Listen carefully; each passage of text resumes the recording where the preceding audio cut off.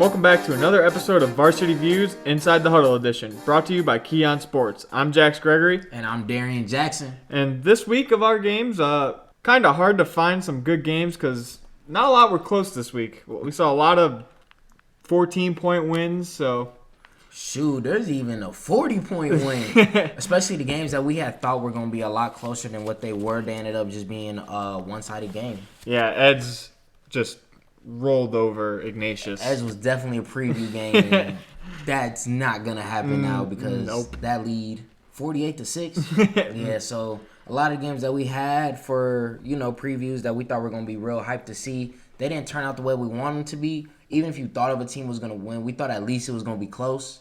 But it never ended up being that way. Nope, and that kind of happens almost every week, but it is what it is. I mean, yeah, for sure, definitely. But with that, let's start out with our first game of the week, number 5, Monroe versus Bedford. Now, first quarter, we saw no score. Nothing was going on, really. But in the second quarter, Bedford was driving. They fumbled twice on the drive, but they would recover their own fumble, and they would still end up scoring. So they took the lead 7-0. See, things like that, Monroe, listen, man, you hit somebody that hard that you didn't make a fumble once. Twice. You fumbled twice, and you tell me you couldn't receive the ball. Yeah, you couldn't get one of those fumbles that could have changed the game. Who knows? At least the start of the game, and it's the fact that Bedford, on Bedford's end, good way not to give up. Yeah, great way not to give up. Exactly. Now, if you're on Monroe and you the coach, you looking like, ain't nobody want to fall on the ball. Damn ball. Flop. Something, please, jump. Come on, man. And the fact that Bedford scored, that's great heart, bro. Way to stick with it. Monroe, back to the drawing board. But Monroe would respond, scoring their own touchdown. And the first half, it was like both teams scored, no first quarter, no scoring. Second quarter, both teams scored 2 touchdowns. So they were just following each other's lead, it seemed like. But guess what? I bet you 14-14 doesn't sound as good as a 21-7. No.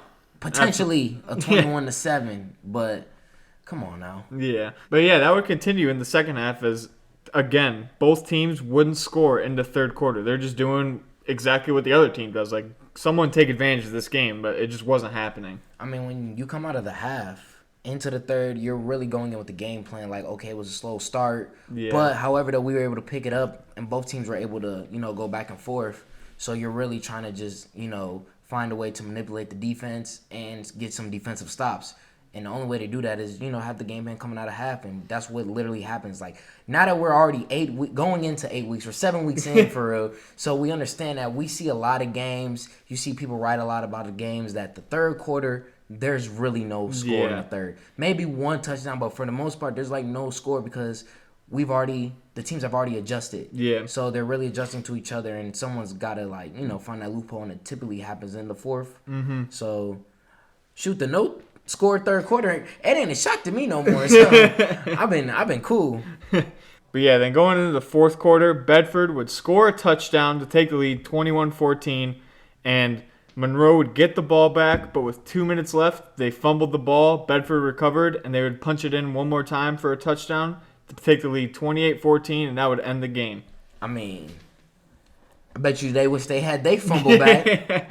But I'm telling you, man, when you get fumbles, it depends on, if you get sacked and the quarterback gets sacked and it's real close and they get it right back, all right. But if it's one of them loose ball fumbles, that ball is everywhere, but not with the person that had it before, you got to get it because those are plays that can change the game for the opposing team who caused the fumble. Yeah, it just seems like Bedford wanted it more as they recovered both of their fumbles. They recovered the fumble that they caused. I mean, they were just everywhere on the ground. That's a team that really values their possessions. Yeah, yeah, exactly. Because you can't have great defensive play. It's not every day.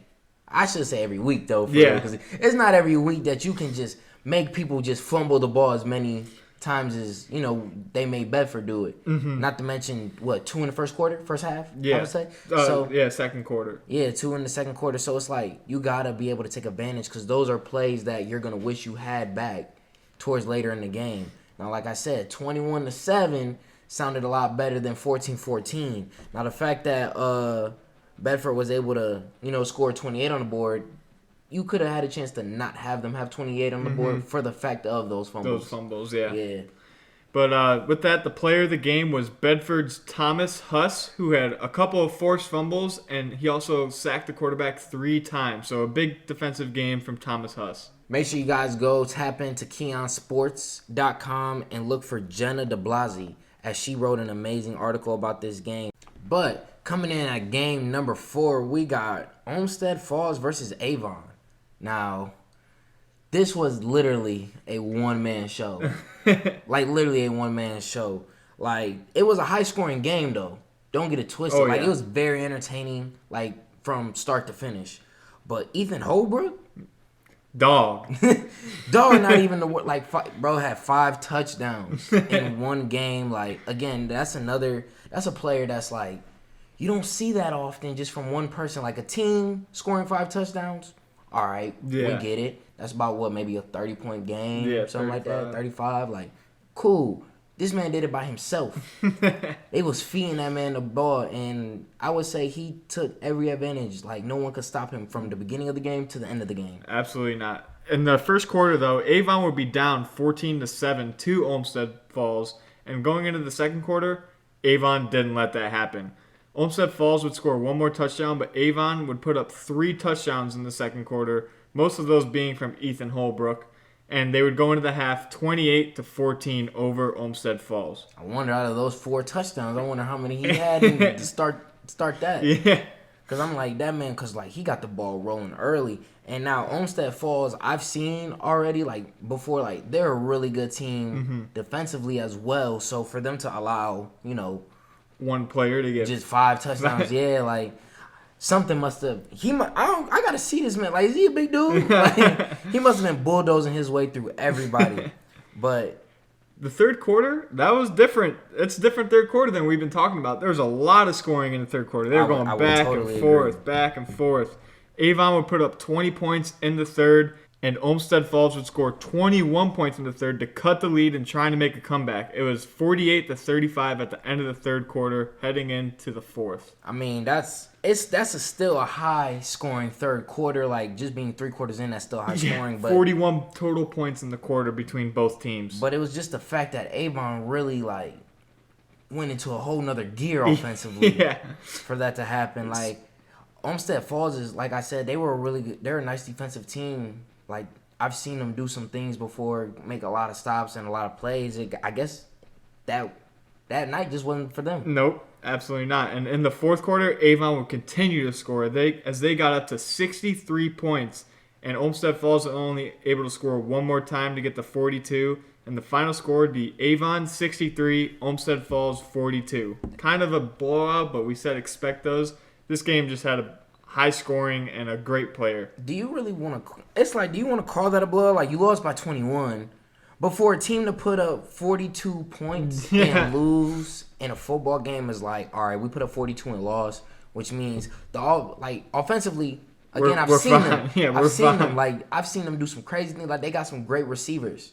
You know, so for them to put up 42 and lose, it's like offensively is like it's not the issue. It's just defense. Now for Avon, man, good work. Like that just doesn't I happen. feel like we've talked about them a lot this year. They're a great team. There's a lot of good teams. Like there's a lot of nice teams that's really out there that I don't think gets talked about a lot. Yeah. But for them to make their appearance, you know, every once in a while in these few weeks that we've been doing the top 5 is like. They're good, and Ethan, great game. Can't say nothing else. This is a great game. Yeah, and he won player of the game for this game with 208 yards receiving and 5 touchdowns, as we stated before. If he wasn't going to be player of the game, that would have been rigged.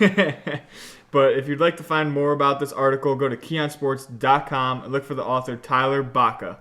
Coming in at game number 3, we have Hudson, who was undefeated, versus Nordonia. Now, see, Hudson's got a lot of pressure on them coming into this game. They're, I would say, one of few undefeated teams left because we're going already, 7 weeks in? Yeah. So it's like you're not going to see too many undefeated teams left. So for them to play Nordonia right now is like the pressure's on them. You want to stay undefeated if you're Hudson. Exactly. They're ranked. Hudson's ranked top 35 in the state. Nordonia was ranked pretty high. I think they were just ahead of them, but after coming off a loss against Wadsworth. They dropped down. But still, this is a big game for Hudson, looking to respond in Nordonia. And at the end of the first quarter, it wasn't looking good. Nordonia was up 7-0, and they were just like dominating them. Well, I wouldn't say like 7-0 in the first quarter. No, I mean, I was there. I watched the game. It was like, oh, Hudson, like they had no momentum, nothing going. Nordonia was controlling the game. Nordonia was forcing punts, everything, and I really didn't see Hudson winning this game. Now, really? Yeah. In the second quarter, Nordonia would score again. They'd go up 14-0, and that's when it was like, oh my gosh, like they couldn't move the ball. Nothing was going on. But then at the end of the second quarter, with like 15 seconds left, Hudson finally got a touchdown, and that was huge for them because they hadn't gotten anything going all game. I bet you when you seen that 14-0 on the board, that's like, oh, this could be an upset, but it's like, I wouldn't say an upset because Nordonia was 5-1. You know? Really good team still, but it's the fact that when you go up against an undefeated team, and Nordonia was at home, so yeah, when you go up against an undefeated team, you're expecting that team, like they're coming in thinking like we're not losing, you know, so it's more pressure on them, like I said, to stay undefeated. But for Nordonia, it's like, bro, if we win this, they gotta see us, like we're that team, not y'all. So for them to be up at half, I mean, that's a lot. That's some confidence going up, you know, like you said, top 35 in the state. Like, that's some confidence going into that halftime. And third quarter, that's when it all changed. He said, that's when spit hit the fan. Yeah, it was not good for Nordonia. Hudson would come out of the third quarter. They'd score a touchdown, tie it up at 14-14. Going into the fourth quarter, Hudson took over. They scored 2 more touchdowns. They were dominating Nordonia in the running game. Their running back was just getting yards and yards and yards. They ran him 38 times in this game, and he was just getting 4-yard carries, 6-yard carries, 4-yard carries, 6-yard carries. He was exhausting the Nordonia defense. It was ugly for Nordonia in that second half. I like how you said that. He wasn't exhausted, but man, the defense was exhausted trying to chase him around. And Nordonia's quarterback didn't have a good game. He's been carrying them all year, but he really didn't show up today, which is understandable. I mean, you can't play your best game every single game. Yeah. But Hudson would end up winning this one 28-14. They stay undefeated, and the player of the game was Hudson running back Ian Ludwig, who had 38 carries for 214 yards and 3 touchdowns. I mean, for a team to be undefeated, again, and they were ranked coming out of half, that's how you respond. Exactly. So Nordonia sees why this team is undefeated. Yeah. So, because every time you see a team that's undefeated, you want to know why. So, even when you think you got the upper hand on them, you can't get comfortable. Not as that they had a comfortable lead. I mean, 14-0 seemed pretty nice. Quick touchdown to end the half is like, okay, they got a little bit of momentum. Just a little bit. They needed this. Yeah. So, that should just be a response like, all right, we got to get back on our toes now. Like, we got to keep playing the same defense. That didn't happen. I wouldn't say they were getting too comfortable. I wasn't there. You was there. So I don't know if you would say that, but it's like the same energy that they had in the first half was definitely not the same energy they had going in the second half. And this really stinks for Nordonia because they were just 5-0, and then they have a loss to Wadsworth, and they were up in this game against an undefeated team, and they just choke it away, and now they're sitting at 5-2 when they could be 6-1. Yeah, just back-to-back L's. Yeah, it's tough. Hey, man, everybody got to make a bounce back. So we all good, though. Who's the author for this one? The author was Jax Gregory. That's me. You can go to Keon Sports and read my article. This game was a very exciting second half, so go check that out for me. Coming in at game number 2, we have Holy Name versus Valley Forge. Now, this game was, I would say, a very consistent game. For the score only being 21-14. So that's a pretty consistent game. Yeah. Like a couple touchdowns from both teams. Good defense being played. Yeah, so I wouldn't say like this was nothing ridiculous, but again, very steady, consistent, and enough PT, enough playing time for you to still be engaged. Yeah. Because this wasn't like the high scoring games that we had earlier. No, absolutely nothing, no blowouts. No. This is one like decent scoring, but probably still on your toes because you only won by a touchdown. Exactly. So. Yeah, at halftime it was 14-6. Holy Name led. I'm telling you, I know Valley Forge was salty that they had to have missed that field goal. Yeah, it proved to kind of hurt them in the end, but... I mean, a little bit because after coming out of halftime, both teams would score a touchdown each, but Valley Forge also got the 2-point conversion, making it 21-14. Yeah, they were starting to get some momentum there. I mean, that's exactly what it looked like. It looked like they were going to get some momentum, but unfortunately, neither team scored in the fourth quarter. No. So if you thought there was momentum, it got stopped, like, right off rip. Yeah, Valley Forge, they were driving at the end of the game, but on the 10-yard line on fourth down, Holy Name would get a huge stop that would end the game, and they would get out of there with a victory, 21-14 over Valley Forge. I feel like that games that get that close, that's one of those, like, all right, we're on the edge of our bleachers. We're literally on the 10-yard line, like 10 yards away from tying this game up. Like, the field goal not going to do anything. Like, we need this touchdown. Yeah. And I feel like fourth down, too. Fourth down. Like, that's a make or break play because if you're a Holy Name, you just, in your mind, one more stop. Yep. One stop when we go home. One stop we go home. 10 yards, that's all we can't give up, 10 yards. And I feel like everybody had to have been standing for this because you want to see. Like, you just really want to know because that's literally what the football games do. You want to see close games and close endings. Like, although the fourth probably was nowhere near close since neither team was scoring. Yeah. But that was one of those like, oh, man, you telling me they was able to hold you down for the whole fourth and you just couldn't get the last play of the game. Yeah. Which would have been absolutely crazy. But what was crazy was Holy Name's quarterback's Jayvon Williams, his stats, as he won player of the game. He had 23 rushes for 141 yards as a quarterback. Is this Lamar Jackson or something? Hey, man, if you got the speed, you got the speed. And then he also had only two completions for 62 yards. One was a 57-yard touchdown, and 2 completions as a quarterback. Are you even playing quarterback? I don't know what's going on, but shout out Jayvon Williams. Hey, man, you get the dub. Hey, that's all that matters, That's man. all, yeah. If you the quarterback and you got to run and you ain't got to throw a single pass, hey, man, do what you got to do, man. A dub is a dub. They don't tell you how you get it, though. Exactly. And if you would like to learn more about this game, go to KeonSports.com. Look for the author William Schneider, as he wrote a great article on this game. So, yeah, go check that out for us. And coming in at the number 1 game of the week, this was a game that we said to tune into this week. It was Menor versus Medina. Let me tell you something. I was at this game live, watched it in the press box, chilling. I'm telling you, this game was most definitely the best game I think I've been a part of out of the whole entire season so far. Really? That good? I'm telling you, because this is why. As you know, we've had Dan Stoddard as player of the week. Twice, I think. 2 times. Week 2, week 3. He's been famous early on in the season for his record-breaking 618 yards. Yeah. And then he came off back on another game, like Yeah, week after. 400-something yards, I think. And 1,000 yards in 2 games. games. That's crazy. So for me, it was like we've had Medina, I think maybe 3 or 4 times already. Yeah. So it was more of like, I want to see it with my own eyes. Mm-hmm. Like, I haven't seen him play, so it's like the hype was around it. So I personally wanted to see it. But I also heard that the Menor quarterback was really good. He's only a sophomore. Scotty Fox and Dan Stoddard, I'm telling you, that game was crazy. Very first, man, off the kickoff, I'm trying to tell you, boy. Off the kickoff, Medina was able to take it first 50 yards, like right to the 50-yard line. Mm-hmm. 2-3 plays after that was a touchdown. So I'm like, wow, okay, I like what I see from Stoddard and Medina. Like that, they got some really nice players. The bees were buzzing, huh? The bees were buzzing. Man, hey, keep what you just said there. The bees was buzzing. Because when I tell you that Scotty Fox and Menor got right back to it, like I'm telling you, they took like 40 yards back off the return. 2 plays, 2 passes, bro. Touchdown. And it was like the first 3 minutes of the game. I'm like, wow, 7-7. Okay, I like what I'm seeing. Then, what was it? What ended up happening? Like, Medina couldn't even get nothing going for a quick little stretch. Menor come back 14-7. I'm like, ooh, okay.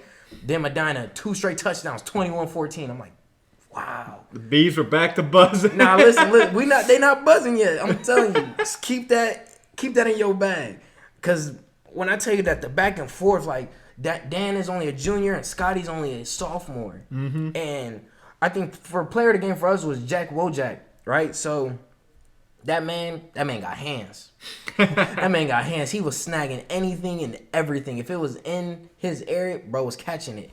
So even at halftime, the score was just 35-31, right? Just 35-31. Just 35-31. I don't want to go too crazy because I know I already sound hyped because I'm telling you, you had to been there. But Medina was up 35-31. Mm-hmm. This was a very close game. There was a part in that first half, though, that Medina really could have broke away. because Scotty fumbled. It was a bad snap or something. Yeah, it was a pretty bad snap, too high. So he fumbled it and he went back about a good 10 yards because they were first and goal. So we thinking like it was over with. But as a sophomore, he kept his composure, got the touchdown, was able to make it 31-35 of Medina. Coming out of that second half though, man, did they lay an egg? Medina did? No. Oh, Menor. 31-35, and then afterwards they didn't even score until the fourth. Medina. Oh man. You said the bees was buzzing, right? I felt like they didn't sit right with them going in that. They gave up 31. I think they shook the bees' nest a little too much. They got the stinging. They got the stinging, and boy, did they sting them good, man. They took off. When I say took off, I mean they took off on them. They laid an egg. Menor laid an egg. They didn't score until I think not until like late in the fourth. Oh man. I think they ended up being 38-52. It was a great game. Maybe 53. I was there, but just take my word for it. It was home. It was a homecoming game. The crowd was going crazy. It was just a great matchup just to see, because I didn't know who Menor players was. The team, yeah, I mean Menor usually has a really nice squad. Yeah, Mitch Trubisky went there. He's a quarterback in the NFL. They've got some great players. So there. just being able to see it, like bro's a sophomore and he threw for 497 yards, and Dan was able to get off another 430 for like it was a really good quarterback. What you want to call it, battle. It was great. I enjoyed the game. Like I said, by far, I think the best game that I've been a part of. Because I've been a part of a couple blowout games, some close games, but this one had a lot of hype for it. Especially the records show a little different. Menor was 3-2 going into that game. They had played good, They had played some really good teams, and with your leader being a sophomore quarterback, it's he's got so much time to develop. Practice his game. Even next year or his team, they're gonna be scary. For them to be 3-3 now because of that loss, it's you can't even be mad. Kid's only 15, carrying the varsity, maybe 15, 16, carrying the varsity team on his back, and he played a heck of a game for real. So I mean, Menor, that they record don't do him justice. Exactly. You know what I'm saying? They lost to Ignatius, a team from Arkansas, I think, and now Medina, who's it's tough. It's a tough game, but it definitely was number one because you just really had to be there to see the back and forth. When I tell you it was shot for shot, it was crazy. I can't really explain it all the way into words. You would have to probably go watch the broadcast, which is on Keon Sports. Make sure y'all look that up at YouTube. No free promo.